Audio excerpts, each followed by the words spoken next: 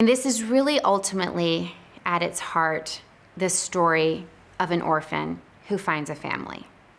And his journey to finding a family is magical and unique, definitely different, and unexpected and extraordinarily poignant. Pete he's just a boy he's a normal boy, but what happened was he was in a car accident in the beginning of his life, and he was only 4 years old or so, and his parents died, and he didn't have anybody to talk to except him, and then he went out into the forest, and he found the dragon, which changed his life completely. Natalie is still trying to figure him out. We don't really know much about him except that he was in the forest, and he keeps on talking about this Elliott guy. And I think she's trying to piece together who Elliott could be, because he always talks about him. And in a way, when he draws the dragon, she wants to believe it, but she also thinks that it might just be his imaginary friend or something. They live together in the woods, undisturbed, Pete and Elliott, for many years.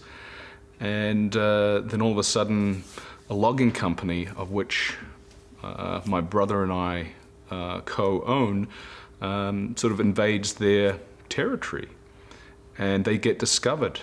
And from there, it's really a process of once these loggers have hold of this dragon, the community, the like-minded community pulls together to rescue and free the dragon. I think the idea of a dragon being considered this vicious, horrible character, but a child comes in contact. Right away, the child's vulnerability becomes an easy target for the dragon. The dragon could just eat it, or crush it. But the fact that it doesn't says that a link between the two was established that had to do with vulnerability, had to do with love. And so the child, who doesn't know to fear the dragon once the dragon doesn't eat it, develops a bond. And that bond is unthinkable to other people. So I think that makes an interesting story.